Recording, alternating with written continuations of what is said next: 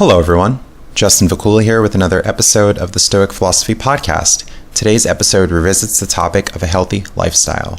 Visit my website at justinvacula.com, where you can find links to my social portals, including Facebook, Twitter, and Instagram, and see past content on SoundCloud, YouTube, iTunes, and Stitcher. Support me on my patreon.com page, on which I offer several rewards. Please share, comment, like, and subscribe. I explore the tradition of Stoicism with goals to inform, empower, and help others benefit from practical wisdom of ancient Greek, Roman, and modern thinkers, including Epictetus, Marcus Aurelius, and Seneca. For the Stoics, a main focus is pursuing virtue to attain a well-examined life through practical applications of philosophy, acting with good character, using reason to form accurate, careful judgments about the world, and achieving contentment. Stoic writers focus on many perennial human concerns and urge people to take action, applying what they learn to everyday life. Self-improvement is central to Stoic thought, strengthening and improving one's mindset. In this episode, I'll talk about ways to change our mindset away from unhealthy eating to favor a more healthy lifestyle, break and question unfavorable habits,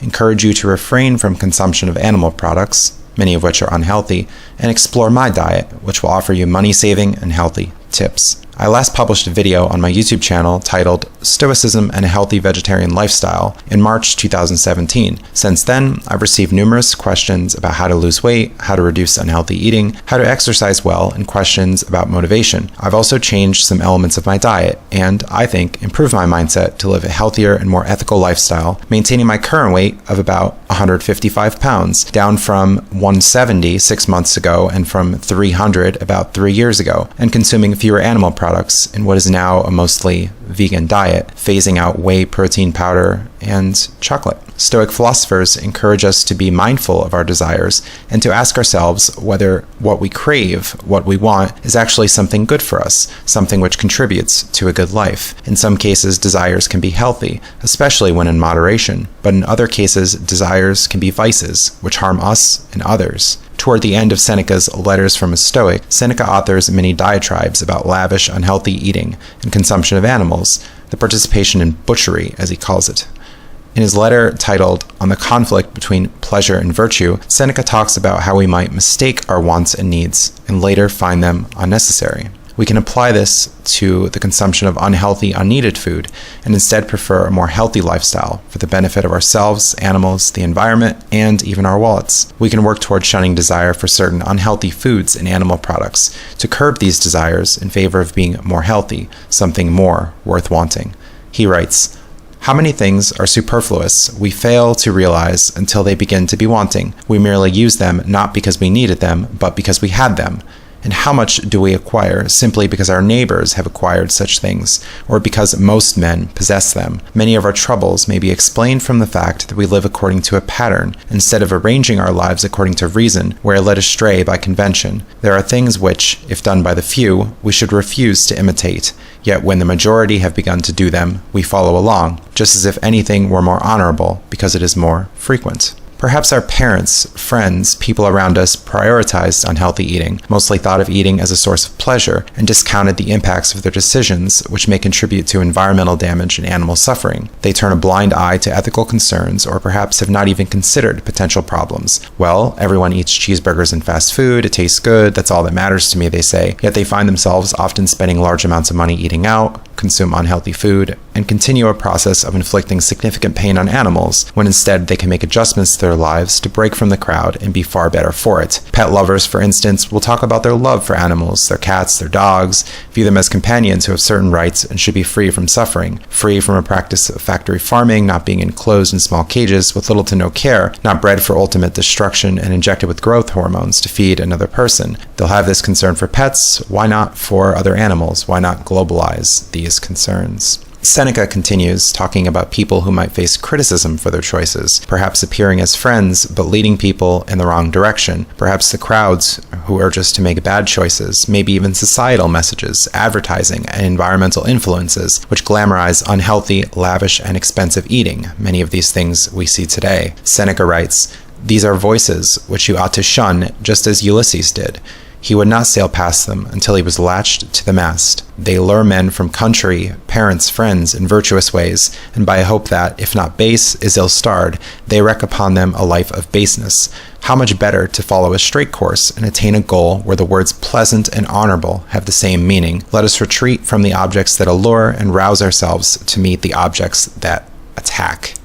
It takes self-discipline, setting boundaries, a spirit of not giving in, prioritizing a healthy, frugal life over an unhealthy, lavish life. With Stoic reflection, one can work to temper one's desires and restructure a way of life toward an honorable life, which you can consider pleasurable, something worth wanting, rather than longing for the supposed pleasure which comes with unhealthy eating. Sure, the food might taste good, but what is the long-term benefit, one might ask, if your wallet is diminished, your health is adversely impacted, and ethical consequences loom in consumption of animal products? In working to reconsider a notion of pleasure, so too can you reconsider your day-to-day choices and words you use concerning food. Perhaps a snack, instead of something like cheesecake or a TV dinner, can instead be something like baby carrots, peanuts, or an apple. Perhaps a meal on the go, rather than choosing Taco Bell, can consist of a meal replacement drink like Soylent, which I'll describe later in this podcast, this new element of my diet. Rather than spending so much on eating poorly when eating out with friends or family for those rare moments, order something simple like a salad. Surely a healthy alternative can be found at many places. Even when going to Red Robin for my birthday recently, I took advantage of a free meal promotion. I had a Boca burger wrapped in lettuce instead of buns, and a side salad instead of french fries.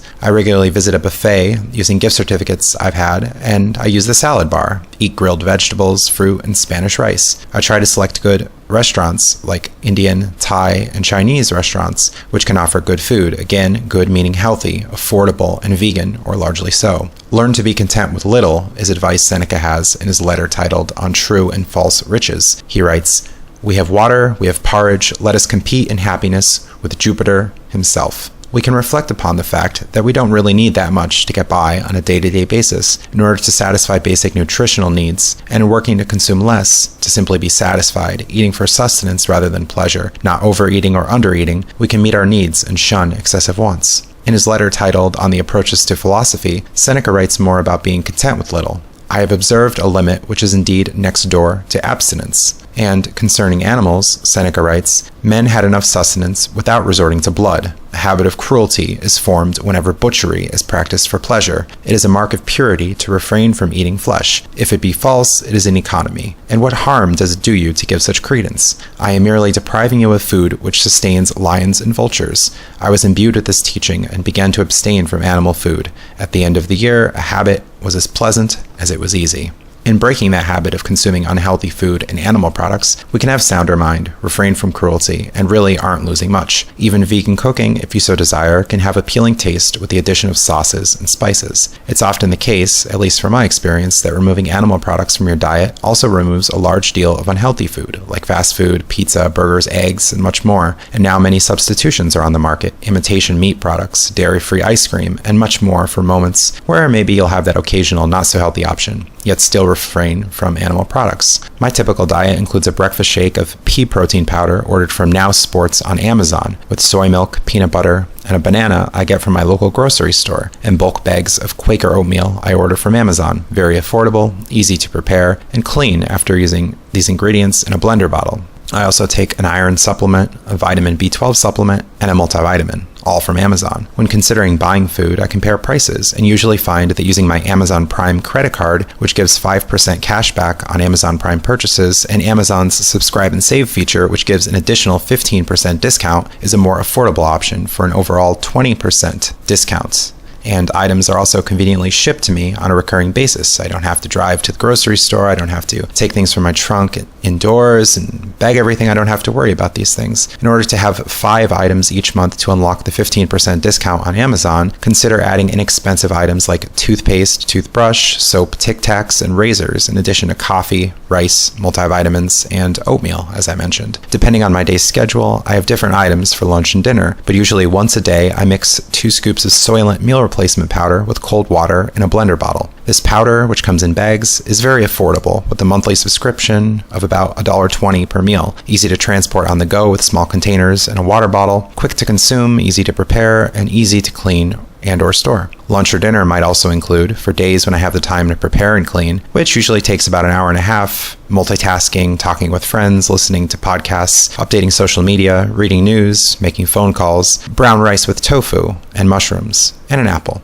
I boil the rice and use a steamer tray for the tofu and mushrooms. Maybe you'll want to use a different vegetable and can add variety here. I order a 15-pound bag of nishiki brown rice from Amazon. I get tofu, mushrooms, and apples from my local grocery store. I'll also consume nuts while on the go, again ordered from Amazon, have coffee during the day, also from Amazon, and eat oatmeal and baby carrots when I come home in the evening. As I mentioned, I also have several gift certificates I use on the go for a restaurant where I order salads and a buffet with some healthy options that I've mentioned. Now that I'm back in college and will soon be working with students for a part-time position, I'll be traveling more as well. I probably won't have as much time for exercise, but can hopefully get in 4 to 5 days a week at Planet Fitness, which costs me about $20 a month for their Black Card membership, allowing me to use any location. A gym staff member established a workout routine for me, which includes 15 minutes of cardio, 2 abdominal machines, and then a rotating 3-day schedule of leg machines, arm exercises, and other strength training and resistance machines. It helps keep me focused, provides balance for my day, and I usually listen to metal music while exercising. Hopefully this information was helpful and you can be encouraged to make changes in your life to be healthier, save money, and live more ethically. Thanks for listening and stay tuned for more content. Visit my website at justinvacula.com where you can find links to my social portals, including Facebook, Twitter, and Instagram, and see past content on SoundCloud, YouTube, iTunes, and Stitcher. Please share, comment, like, and subscribe. Consider donating if you support my work and would like to see more, for this takes time, money, and effort to produce content. Support me on my patreon.com page, in which I offer several rewards, or consider sending a donation via PayPal. Thank you, and have a great day.